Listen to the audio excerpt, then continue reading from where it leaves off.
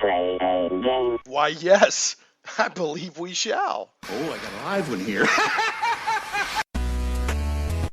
Getting geeky in Little Rock? Well, no, that's actually not true. I'm getting geeky in Irving, Texas, which is just outside of Dallas. In fact, we're right next to DFW Airport.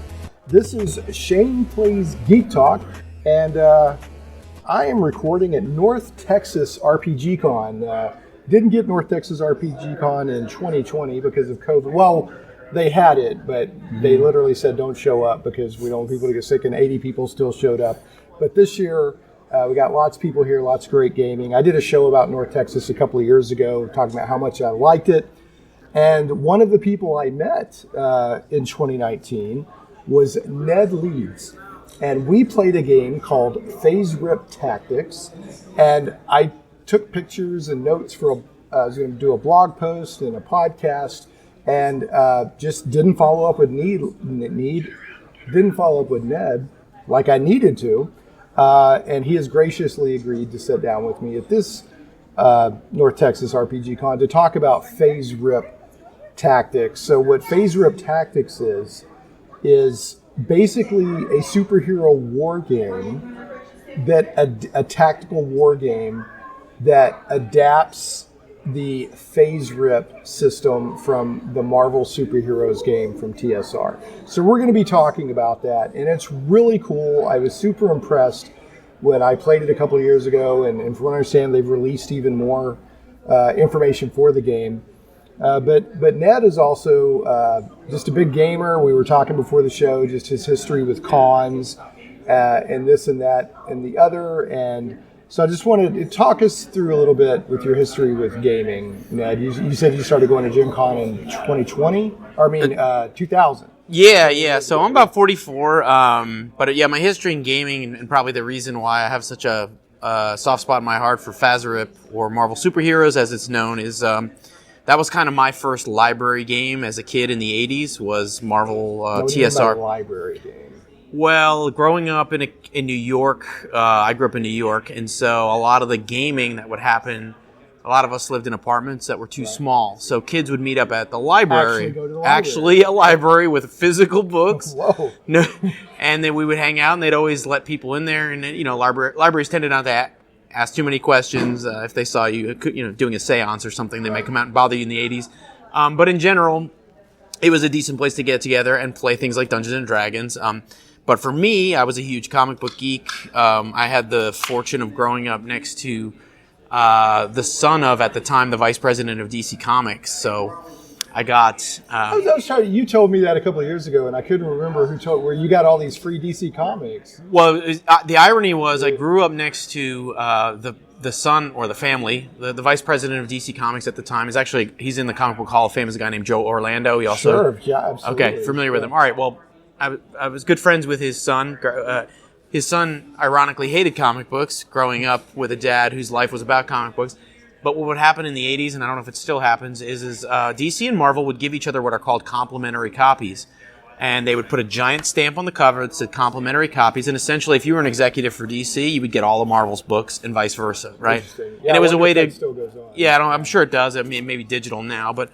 it was a way to, I guess, just let the other company know what they were doing, make sure we don't do the same exact thing. I'm not exactly sure. End result was, I was a poor kid growing up in New York, but I had access to essentially every Marvel comic book that came out every week. And so I voraciously read them. So, huge Marvel fan. Right.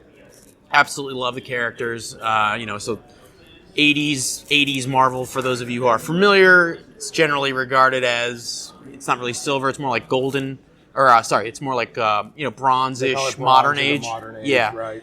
And some of the best books that came out are some of the best story arcs ever, I think, in comic books. They're mining that stuff for the movies and stuff. Yeah. TV shows now. It's right. The 80s was a wonderful time to be into comics. Absolutely, yeah. The comics had matured to the point where they weren't complete goofball stories anymore. Right. They had a little bit of a mature edge. You like them or love them or hate them, but you had your Claremont kind of long-running X-Men arcs, which are all pretty famous. Right. You had your George Perez Avengers, right. Kind of classic stuff.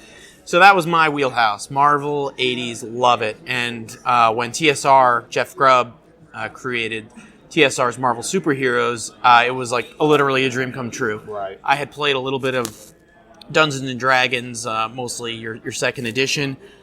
Played a little first with some older brothers of friends. Didn't really get what was going on. Couldn't really get into it. But the initial yellow box set, for those of you who are familiar, just kind of like shows a bunch of heroes jumping out of it. It's got the Hulk. It's got Spider-Man, Hulk, Wolverine, Iron Man, Cap, and It's one, in my opinion, it's one of the most recognizable RPG covers and boxes because that yellow pops. yeah, And then it's like they're breaking through a brick wall. Yes. And there's like four, and it's just a great cover. It's one Yeah. of the top 5 or top 3 RPG covers of all time, in my opinion. yeah. And another great thing about that box set was, unlike something like first edition AD&D, and I would even argue second edition AD&D, which I love both of those.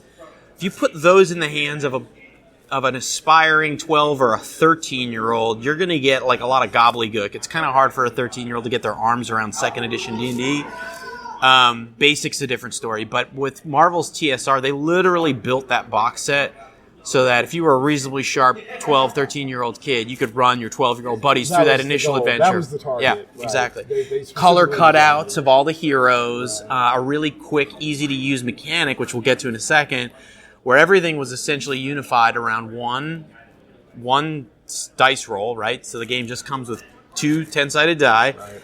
and the mechanic is essentially revolves around this universal table. And so those 2 things, quick, easy to run adventure called Day of the Octopus, and then those color cutouts, which are hard to find in the box sets because everybody cut them out. But just a quick way to get up and running and have fun immediately, right? So Yeah, it was wonderfully written. It had a section. It had like an intro book where Spider-Man kind of walked you through everything. Yes, it's narrated by Spider-Man. Right, How narrated cool, by yeah. Spider-Man. You could jump in and start playing very quickly. My only, and I'm not critiquing it because I understand the target audience. The only thing I ever felt lacking in the yellow box was the magic wasn't explained Sure, very well. yeah. They had like a 2-page spread where Doctor Strange talked about magic. But Yeah. I felt that was kind of, but other than that, it was wonderfully put together, wonderfully done. Definitely, yeah. One of my favorite nostalgia hits still today. Of course, they came out with the advanced system or the advanced box a year or 2 later. Yeah, I immediately picked that up because same deficiencies you kind of walked into. Like, I want more powers. I want a better character creation system. Well, I think Yeah. the yellow box didn't even have a character creation system, right? I think it was the advanced before you got. I think. I have to Yeah. refresh my memory, but yeah, the advanced gave us a way better character creation Right. system. It gave us more characters, period. So it had a nice judge's book with all the characters in it. So a little bit more polish, and then it had a more advanced combat system. And so that's, I'd say 90% of the Marvel that I played back then was actually advanced. But yeah. it was advanced. It was still very accessible. It was Definitely. the game was built from the ground up to be super accessible, Mm-hmm. and that's like when you read old reviews of it. That's one of the critiques. But these are like.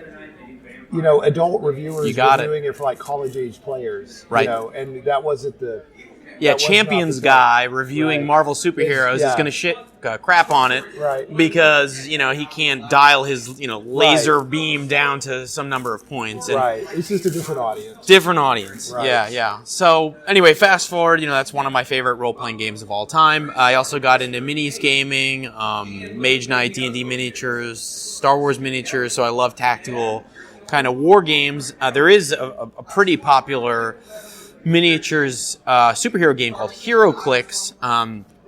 Right, and everybody's going to know HeroClix. Everyone's gonna know HeroClix, yeah. It came out of, I think, Mage Knight. Correct. Which was a fantasy minis tactical combat game. Yep. I call it chess with dice. Very much is so, is yeah. what I call it. Then HeroClix came out, which was miniatures that were based on Marvel. First DC, Marvel, then they got DC, and they got then some Independent. Yep. independent characters. There's been a huge HeroClix fan base, even still today. Actually, I got pretty heavy into HeroClix when it first came out. I kind of lost touch with it after a year or 2, but I mean, I see it's still played super heavy today. So Yeah, they started HeroClix in the early 2000s, came out of Mage Knight, Jordan Weissman patented that click base, and so it in a lot of ways HeroClix was to war games as to what Marvel Superheroes was to role playing, because it's really simple. That's a good comparison. Super simple, right? I don't need Warhammer. I don't need a giant codex to come play this war game with my friend. Everything I need is on the dial, right? So that was definitely the promise of HeroClix, and HeroClix is okay. It just there was a point at which HeroClix kind of spiraled out of control in terms of the number of minis that were there to collect, and the latest greatest was a chase, and it was a $300 Thor's Mjolnir was you needed it, and you stuck it on Shazam, which didn't make any comic book sense. And so I played it for a number of years. I actually top 8'd a couple of the worlds, HeroClix, but it you top 8? What do you mean? Top 8'd some of the bigger worlds tournaments back in the day with HeroClix. Okay. So I did like the game. I played it a lot, but it had two big flaws for me. One was you weren't incentivized at all to maintain any kind of comic book accuracy, right? So you could approach HeroClix like a minis war game or min-max it and put Shazam with Black Panther with the Hobgoblin. It didn't really matter. But to be honest, that was intentional in the game, was that you could mix and match clicks, figures. And, good, evil, all that stuff. You could build your dream team. And, you could, but... Yeah. That's not how the comic books work, right? Like, I wanted the... You wanted to simulate comic book battles, exactly. Yes, okay. Yeah. And the other big thing was it lacked what a lot of minis games have in terms of multiple ways to win the game, right? So just to harken back again to Marvel, the role-playing game, there was a mechanic called Karma, and one of the things that the heroes, you were really heavily incentivized to play heroes in the role-playing game, and if your hero killed anybody, he or she would lose their karma, okay? Right. In other words, the game tried to push you to play... in the 80s mainstream comic books, heroes didn't kill. Correct, yeah. And even when the characters like the Punisher, it was never, they didn't do a big gory bloodbath out of it, even though he was mowing people down. Right. It was just a different tone and a different feel. You got it, yeah. Right, yeah. So, but I wanted to enable multiple ways to win the game. And in HeroClix in particular, the only way to win is to just eliminate your opponent's team. Or to eliminate one figure and then run and hide, right? Wouldn't it be great if our superhero game actually could follow a narrative, and Spider-Man could win the game if he could unmask the Hobgoblin, right? And you could win the game that way. I remember that when we played a couple of years ago, there was objectives. Right. And if I remember, each side had an objective. Correct. That was it randomly determined? I can't No, you choose them, and they're themed to your plot. So yeah, so just basically back to the design goals. So retain the spirit of those great rules from the 80s from the Marvel game. Be faithful to the source material. So that's in this case Marvel Comics. Right. Create a deep enough tactical game that it's interesting, but much like the RPG, just have one mechanic. Everything is resolved with one mechanic. Chart. And then the last design objective was, let's enable multiple ways to win the game. So not just killing your opponent's figures, but let's figure out some interesting ways to win the game that don't involve killing. Yeah. So that was the guts of it. Yep. I want to take a moment, because you're actually going through design objectives. So one of the things that impressed me a couple of years ago, and when there was a chance of playing again this year, I was like, heck yeah, I'll play, was your approach, and I don't know how many people you work with. Is it just you? Is it some other it's me and one other guy who really designed the figures, who play test, and then maybe half a dozen kind of core local play testers. Yeah.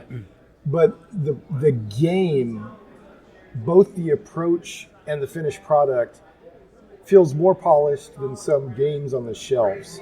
So, you have a very professional, even though you're wanting to have this, because you're not making money off this. No, right? It's all free, of course. It's all free. It's a fan thing, but it's the quality really impressed me. So how much time have you, and you're still releasing new sets. Right. So how much time have you put into FASERIP Tactics? Yeah, I mean, it's hundreds of hours. Yeah, right. Absolutely. Between so you put an equivalent amount of time that like some game companies put into games. I mean, it's I'm this sure. Isn't some no. friends did this over a weekend. No. This is a highly polished game. Yeah, it's a highly polished game. It's evolved. We're on the third or fourth revision of the rules. I've brought it to conventions here, Gen Con, Origins. So yeah, and I'm very confident that if you're into this kind of game, that you'll have a good time. I'm very confident that you can grasp the rules because, again, they're kind of all based on this one simple mechanic. And yeah, we think it's a great game. We think it's a fun way to experience kind of a hole in the retro gaming market, right? So yeah. I'm happy to hear you had a good time. We do think it's a great game. Yeah, I enjoyed it. We played 2 or 3 times, if I remember right, and I really enjoyed it.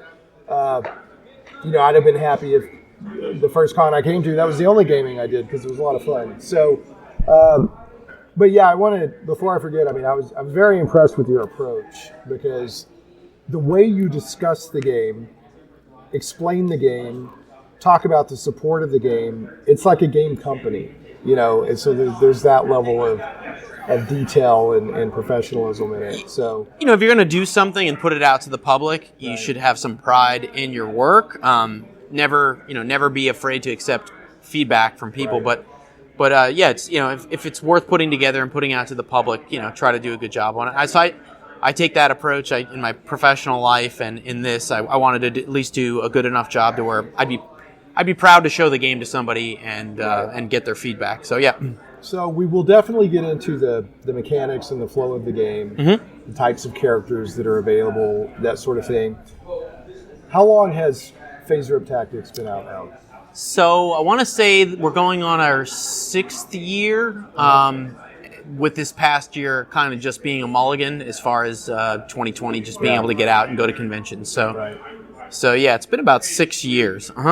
Yeah. So what kind of community has built up? What kind of feedback have you gotten? Do you have people that there's you don't even know that are playing it? I know of about a dozen people who are actively playing it through like our Facebook groups. Right.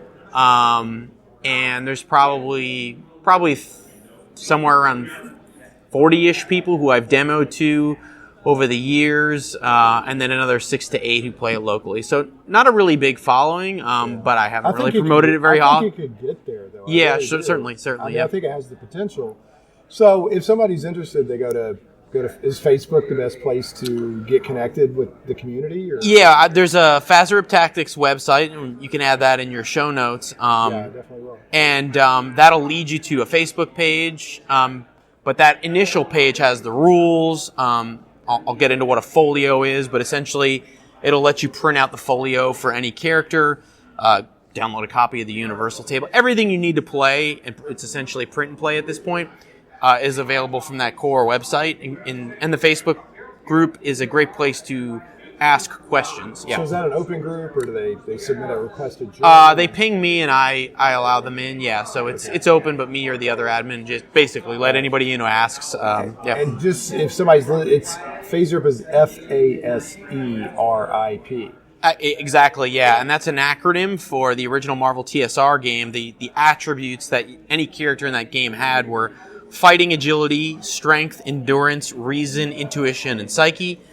And, Jeff, I don't know if Jeff Grubb meant it to happen, but it actually formed a word that you could enunciate. Yeah. So it's colloquially known as FASERIP. In fact, there is a retro clone of Marvel TSR, which I'm not sure if he called it FASERIP or not, but essentially it's a serial numbers filed off version of FASERIP. He may have changed fighting to Brawlin and something like that to keep... so it's BASRIP. Yes, it'd be BASRIP. Yeah. BASRIP.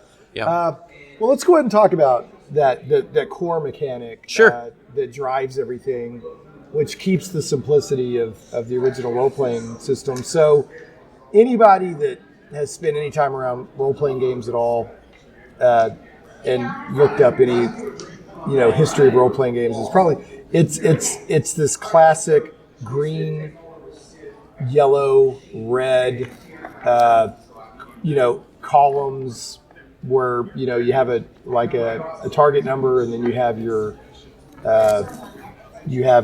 my fighting is let's talk about that too real quick. This chart uses another innovation that Jeff Grubb and company came up with. Instead of saying I have a strength of 18, they said, well, my strength is amazing. Yep. Which also has a numerical value for it. Correct. Or it's incredible, or it's pitiful, or it's So that was the other thing. Instead of worrying about numbers, make it all words.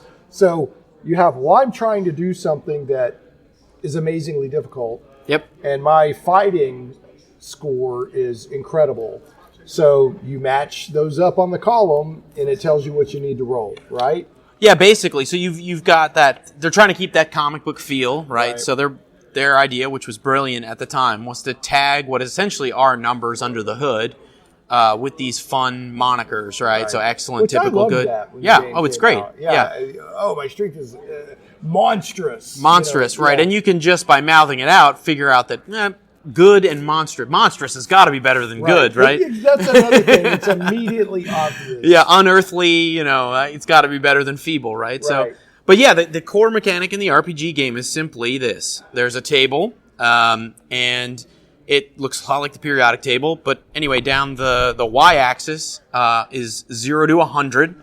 And again, the game only uses essentially a D100 mechanic. Right. And it comes with 2 percentile dice. That's all it. you need. That's all you need. Like RuneQuest. And then the x-axis are these incremental ranks, as they call them, going from feeble, think Aunt May's strength is likely feeble, poor, typical, good, excellent, all the way up to unearthly and these other values called Shift X, Y, and Z. But just to give you some quick goalposts, the Hulk would have unearthly strength. And the thing had monstrous, right? And the thing had monstrous strength, Right. yeah.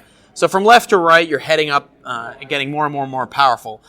And so now you've basically created this grid with the left-hand side being how high you're rolling, or the y-axis, and the x-axis being these ranks going up.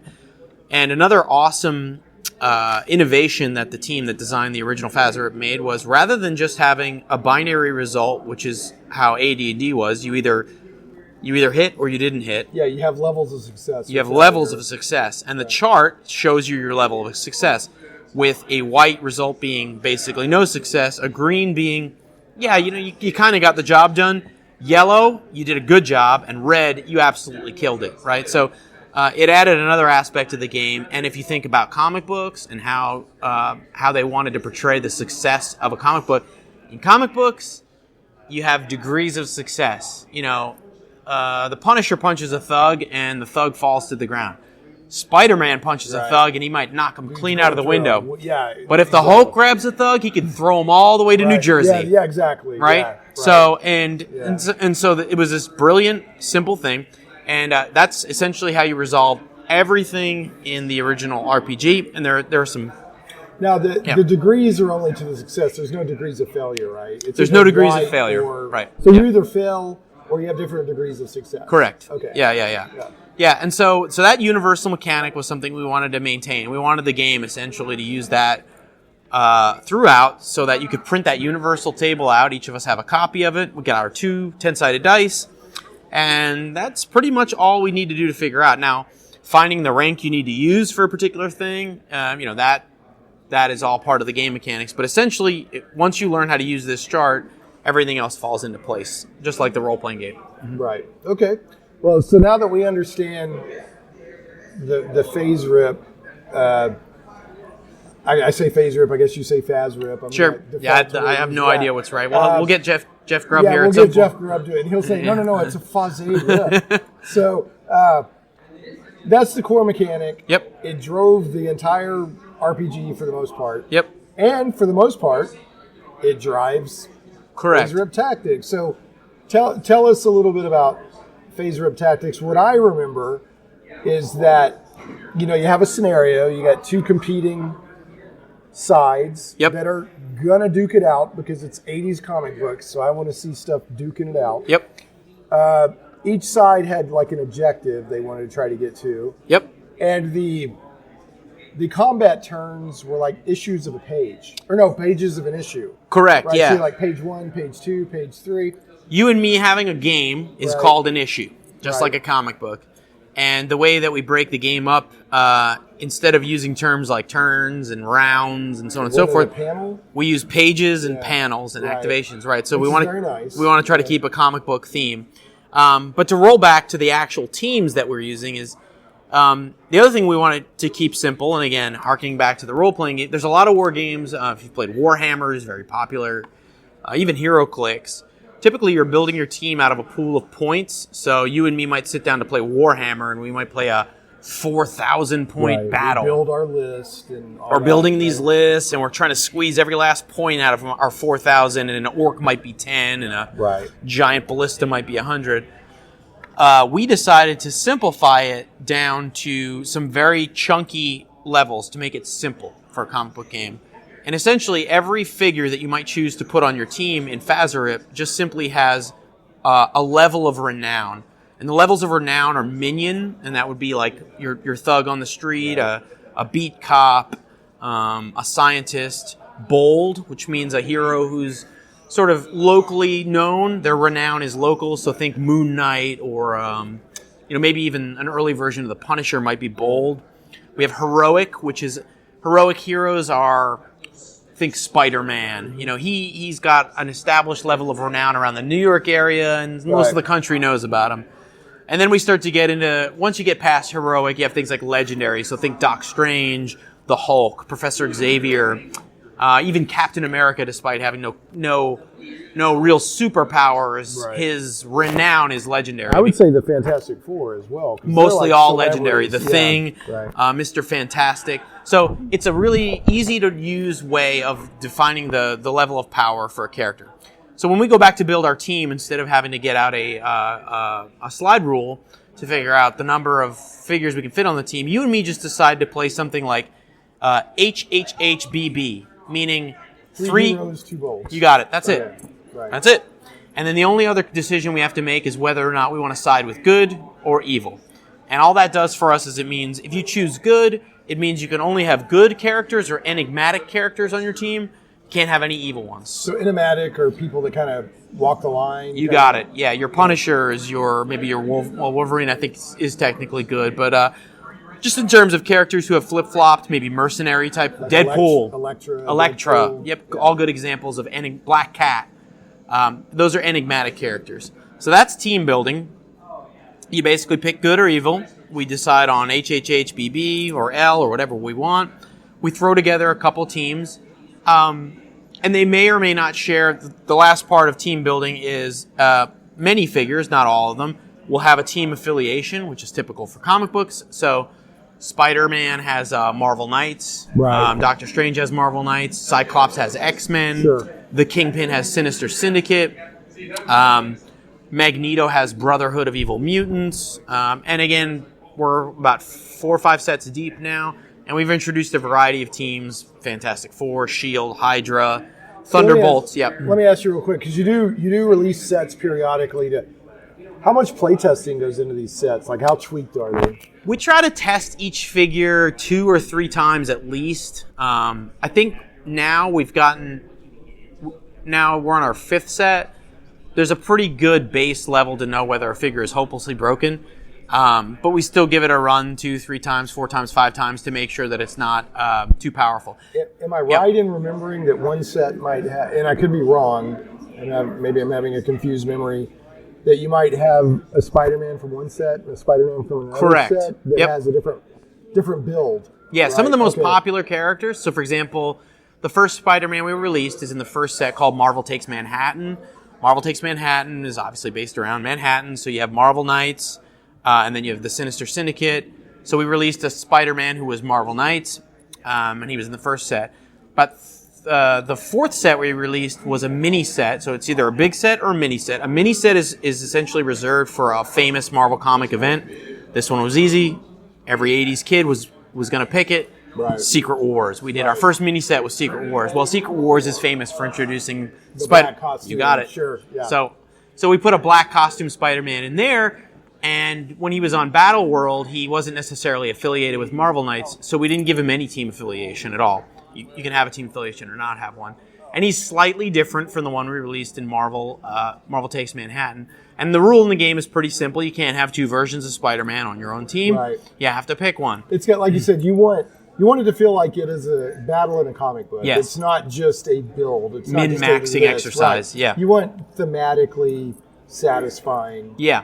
And I want to reward you for putting together a thematic team. Right. So there's mechanics in the game that allow characters who share a team affiliation to do special things together. So you're really incentivized to play a bunch of X-Men. And for you to just stick the Punisher on your X-Men team, yeah, he might be the best like ranged character in the game, but you're going to lose a little grease that you'd normally get if you had just put Dazzler on your team, who's an X-Men. That makes sense. Yeah. And that reflects the fact that they train together, Yes. they know each other. Right. Yep. So yeah, that's team building. That's team affiliations. That's that uniqueness rule that we have. And so Spider-Man might have 3. So as of the time we're recording this, Wolverine, Hulk, Spider-Man are some of the figures that have had multiple versions. So just to give you an example, the first Spider-Man is Spider-Man Friendly Neighborhood, meaning his name is Spider-Man, and then he has a version of Friendly Neighborhood, right? And then the Spider-Man from Battleworld, I believe, is Spider-Man. I think his version is Back in Black, right? Okay. So, you've got the different versions there. And so it's fun to watch characters who have long history kind of evolve. Hulk, but the hero name trumps the version. You got it. No, so you can't have 2 Spider-Man. Correct. No matter what. Correct. Right. Now, there's 2 exceptions to that, and you can dig through the I rules. guess you could like pull out Ben Reilly or something. Well, then he'd be Ben Reilly, clone of Peter or whatever. So, So you said there were exceptions. So 2 quick exceptions. One is, who doesn't want to fight against the nameless, endless ranks of AIM and Hydra, right? So there's a special version called Minion. So if you're a minion, you can have as many as you want on your team. Well, because there's something incredibly satisfying about pounding on. Oh yeah, hordes of moloids or whatever, whatever are out there. Beekeepers. If you're and there's one named character who is also a version minion, just because it's just his nature, and that's Kang. So so Kang is one guy that breaks the rules. There's hundreds of. So Kangs. minion doesn't necessarily indicate power level. It just means that you can have more than one on there. You got it. Yeah. It's also the lowest number, but so there is a mechanic in the game for you to build Mole Man and 12 Moloids if you wanted to play that. Yeah. So we took that into account. Well, I'm glad that you did. You obviously have respect for Marvel. Because Kang is just wonderfully weird, and he breaks. Even is he a hero? Is he a bad guy? Is he both? Is he fighting himself? Right, is he the future version? It's so crazy stuff with Kang. Yeah, a couple of things that we always had in mind is like in your superhero tactical minis game, like you got to rule 1: Captain America has to be pretty good and playable. If he's not, start your game over. Second one is make sure you can play as Kang because he's one of my favorite villains of all time. So anyway, he's just crazy. No 2 Kang stories are ever alike. No, he's one of my favorites. Yeah. So that's team building. That's kind of like I said, the cadence of the game is kind of easy to follow. An issue, pages, panels, activations. And then as far as what actually constitutes a character, so what is Spider-Man? What can he do? We follow pretty closely to the source RPG. Those same FASERIP attributes are on every character. There's 2 other attributes in the game called Health and Karma. Health is sort of the amount of abuse. So Karma carried over into... Absolutely. Okay. Karma is very important in the miniatures game. Is it like almost spendable points to... it's a currency, and so it's an ablative currency that will essentially, you can use to help you when you need a little extra oomph. Right. So to give you a quick example, you could spend karma to increase your speed by 1, right? You could spend karma to re-roll a particularly bad roll.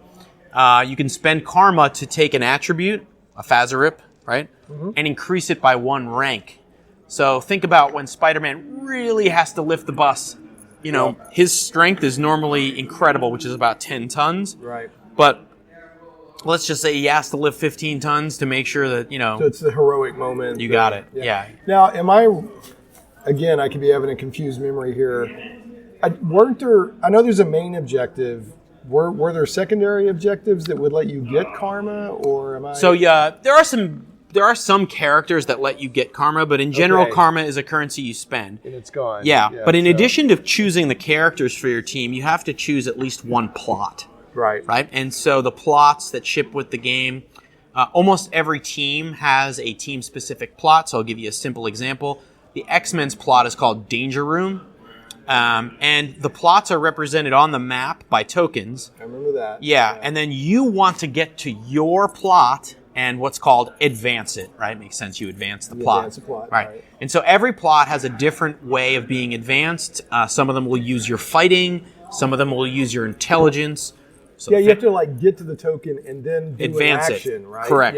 Yeah. So advancing a plot typically does two things for you. One, it gives you what's called a victory point, and victory points are the currency of winning in this game. You can get victory points by advancing plots or by KOing out your opponents, but you could win the entire game never KOing an opponent. Just advancing your plots over and over.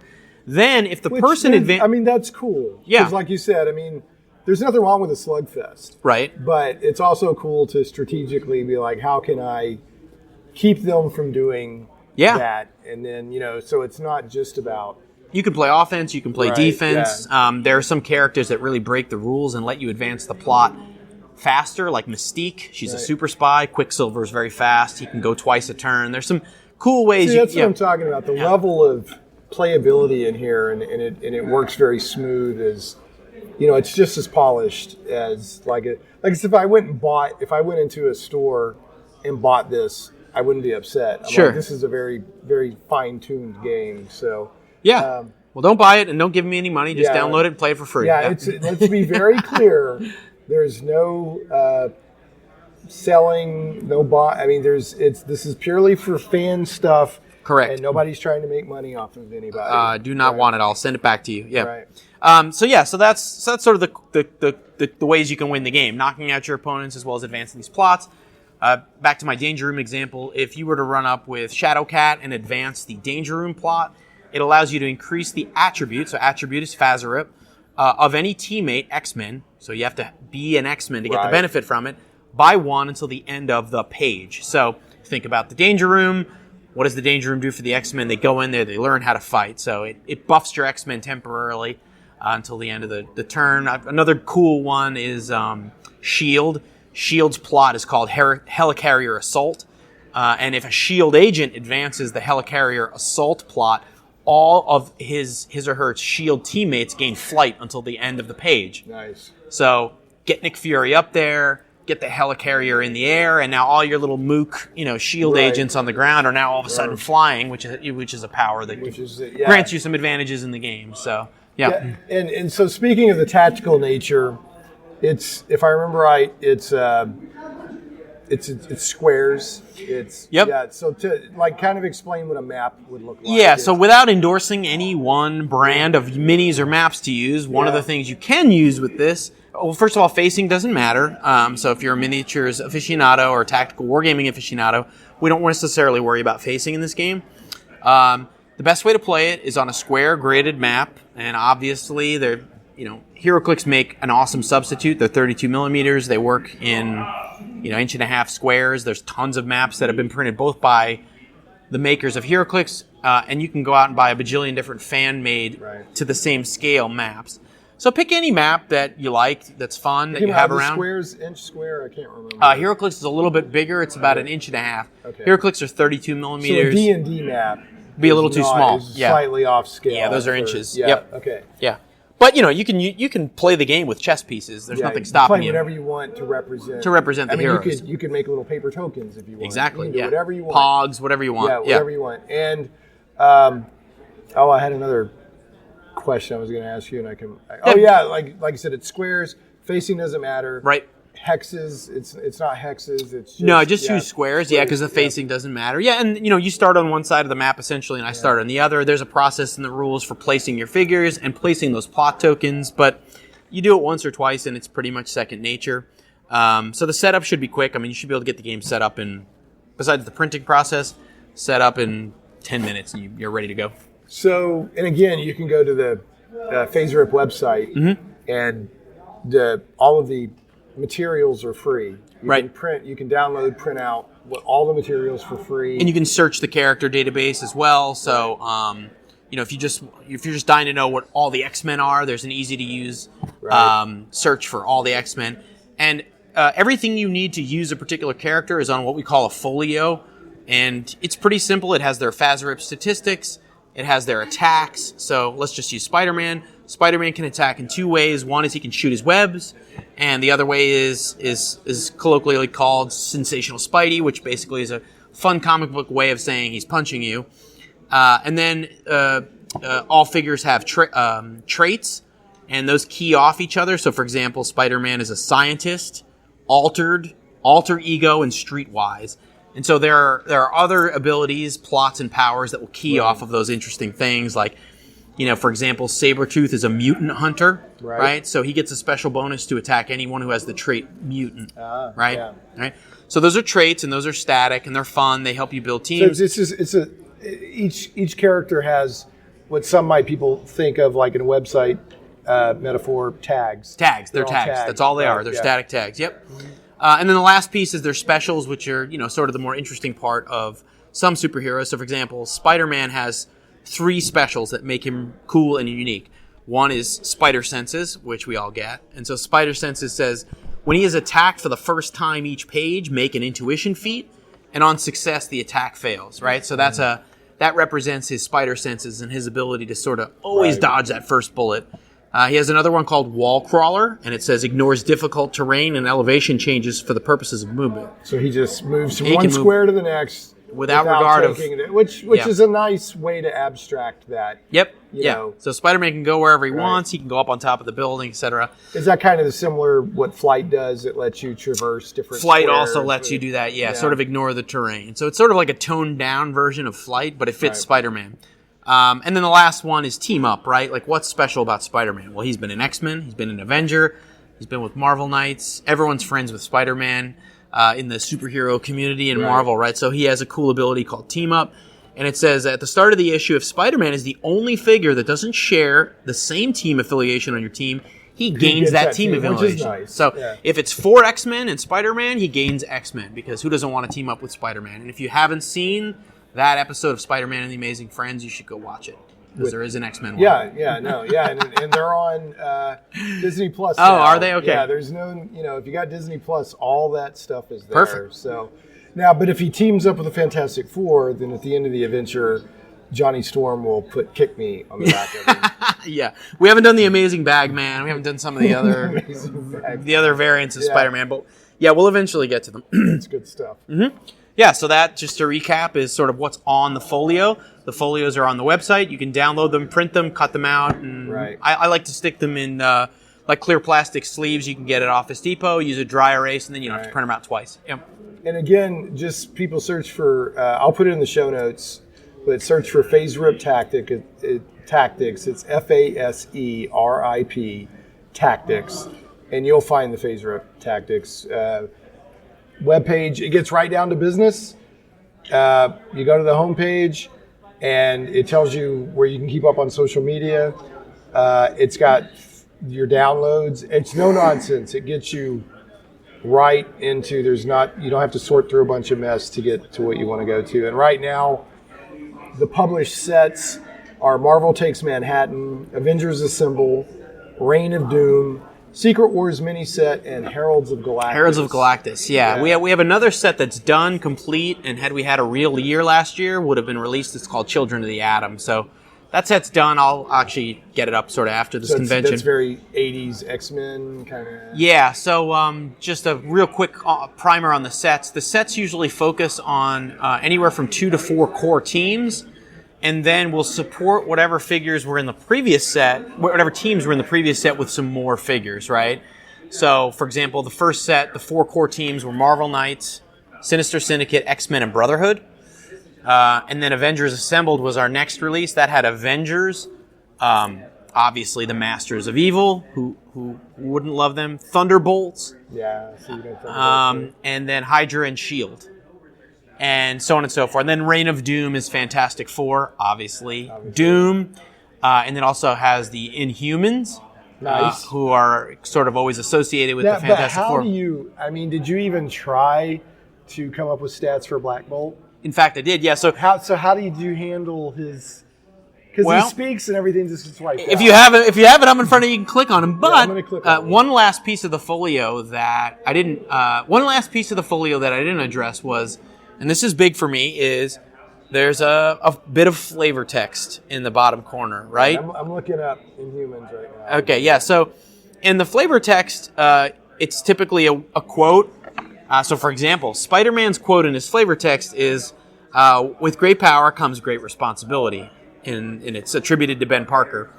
So, yeah, so somebody like Black Bolt, in his flavor text, it makes clear that Black Bolt lives his life with restraint because his whisper can shatter mountains, yes. So, but that being said, he's also of legendary renown.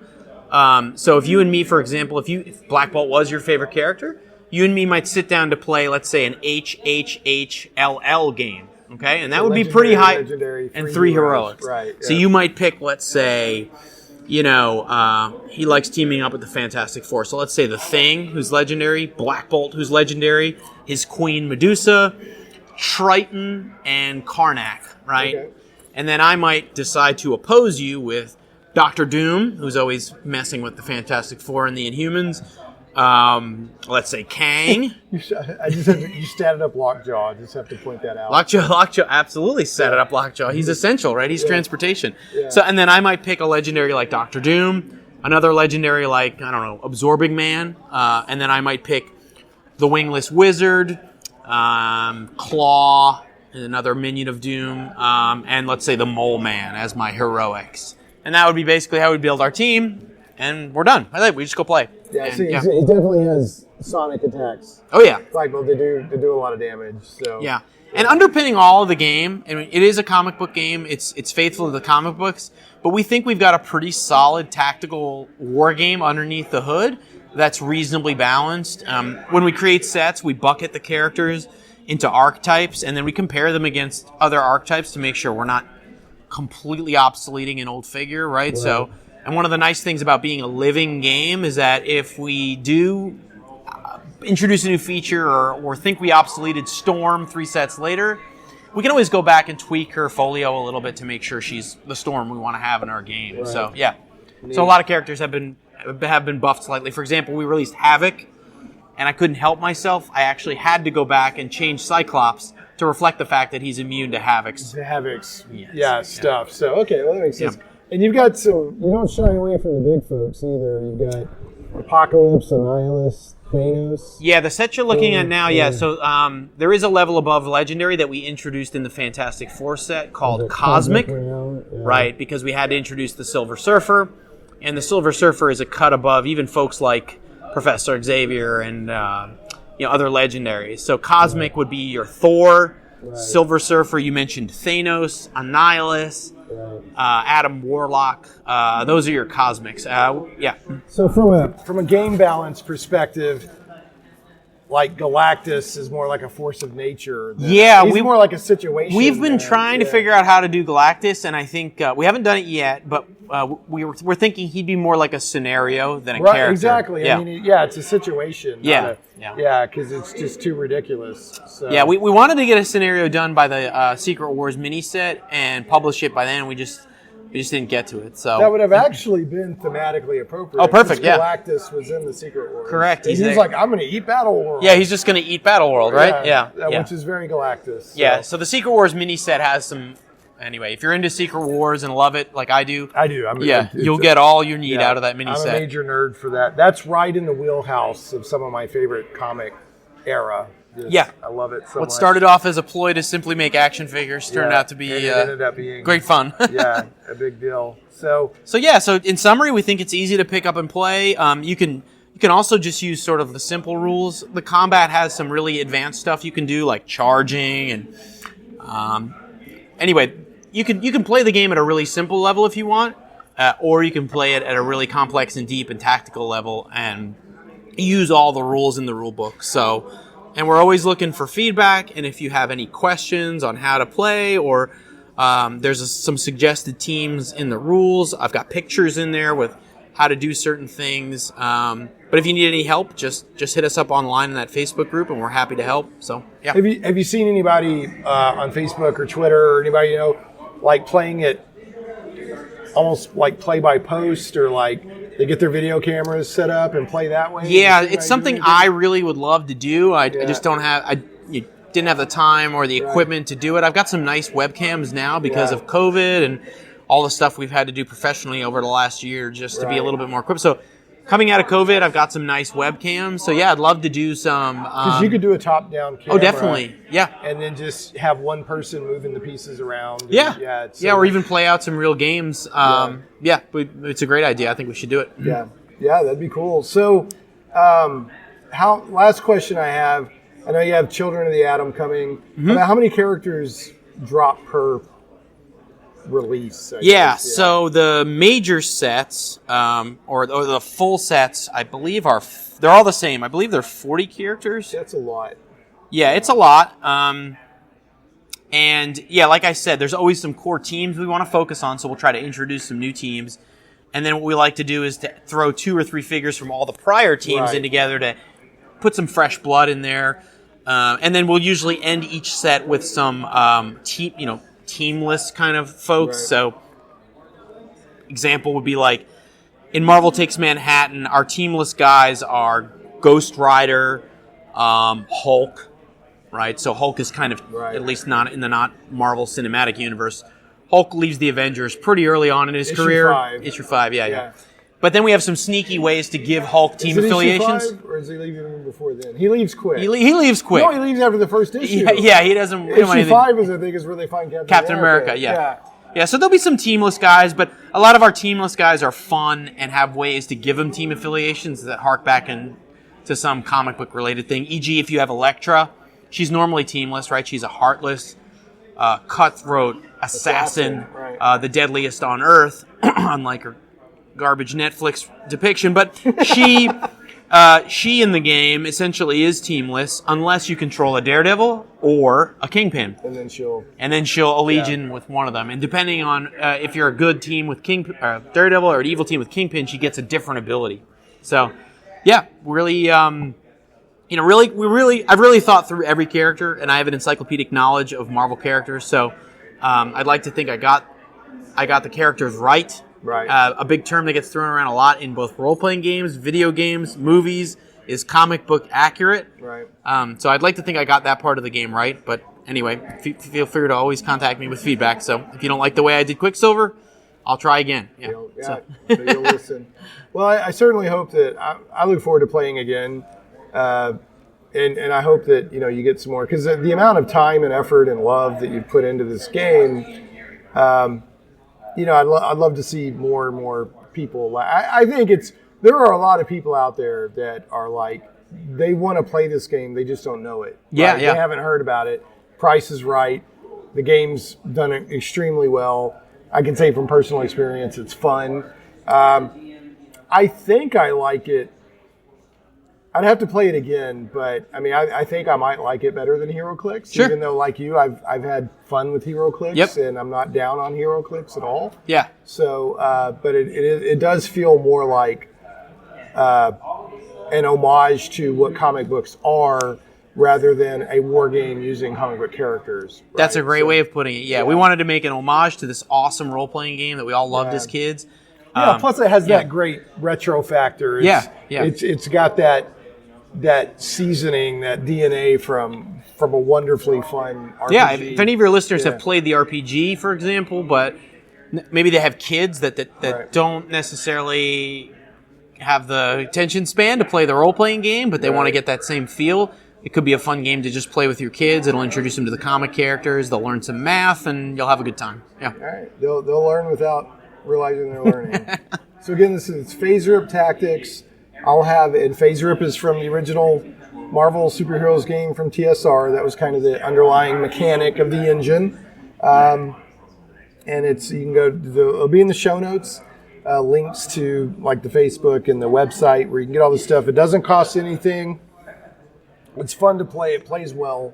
Oh, another thing I should ask. What's the average length of a battle? Once you kind of know what you're doing, you should be done in 45 minutes at the most. Okay. If you want to go crazy, again, since the team building is really simple, we could go with 8 heroics and 8 legendaries, and we probably won't finish for a couple hours. So the team building scales is what exactly. you're saying. Yeah. It can scale up. You want a 30-minute game? Just play with maybe 3 characters each. Yeah. Yeah. Okay. Well, very good. So search for FASERIP Tactics. I do recommend you check this out. It's a very fun, well done game, and I've got photos from when we played a couple of years ago that I've been meaning to do a blog post anyway, so I'll try to get that together as a companion piece for this podcast. So, other than Children of the Atom, you got any other thoughts for a future? Yeah, we've got because of the kind of the clog of last year. I've got a bunch of sets in the backlog, so I'll go ahead and get Children of the Atom released. But yeah, we have like an Armor Wars themed set coming out. That's pretty much already in the books.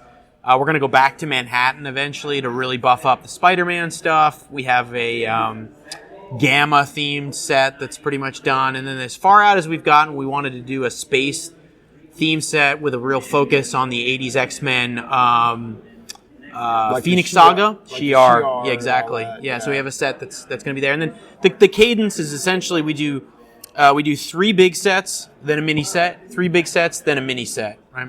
So the first mini set was Secret Wars. We also have another mini set that's now, what almost differentiates a mini set? Just the amount of figures? correct. Yeah, a mini set is only 8 figures. Right. Yeah, and it usually is, like I said, just around a really iconic mini series. Secret Wars was the first one we wanted to do. The second mini set is actually around Secret Invasion, which was a fun mini series a few years back that got the scrolls really right. Yeah. So. Yeah. Yeah. All right. Well, excellent. Well, any last thoughts or comments there? No, it's like I said, try it and try it. Give feedback. Just want to see people playing it and having fun, and provide feedback, and that's all we can ask for. Hopefully, this year will be a better year as far as conventions. I will be at Gen Con, which has gotten pushed back to October, I believe. Oh, did it? Okay. Yeah. So Gen Con, we usually get at least. I said before 20 or 30 people have demoed the game, but it's actually more than that if you count walk-ups at Gen Con, so you get a ton of foot traffic. So I'll be at Gen Con with all the stuff because I drive there, so I'll have, as Shane knows from the previous North Texas, if you are familiar with the original role-playing game and you know the Universal Table, I believe I have the world's largest Universal Table. Yeah, the largest. Yeah, it's huge. You can't miss it. It's a giant banner, so we'll have that hanging up. We'll have pre-built teams. And we'll play it probably at Gen Con next. I don't think I'll make it out to Origins this year. So if that's something you normally do, stop by, say hello, and play a pickup game. Very good. Well, all right, true believers, you've heard it straight from Ned Leeds' mouth. Check it out, FASERIP Tactics. It will scratch your comic book, RPG, and wargaming itch. So check it out. Thanks again for your time, Ned. I really appreciate it. And I really do. I know I keep saying this, but I'm very impressed with FASERIP Tactics. So done a very amazing job with it. So awesome. I appreciate the feedback. Yep. Yeah. All right, man. Thanks. And I didn't get a chance to share the bad joke of the week with my guest Ned Leeds, but I will share it with you, dear listener, because I know that you care so much, and I care so much for you. So here we go. When's the best time to buy a bird? I don't know, Shane. When is the best time to buy a bird? When it's going cheap. Yep, that was just as good as you want it to be. I know. All right, thanks so much for listening, and we will catch you next time on Shane Plays Geek Talk, a journey into the things we love. Shane Plays Radio is blessed to have sponsors, and we appreciate them very much. However, did you know that you can also support the show as an individual for as little as $1 an episode? Simply go to patreon.com/ShanePlays.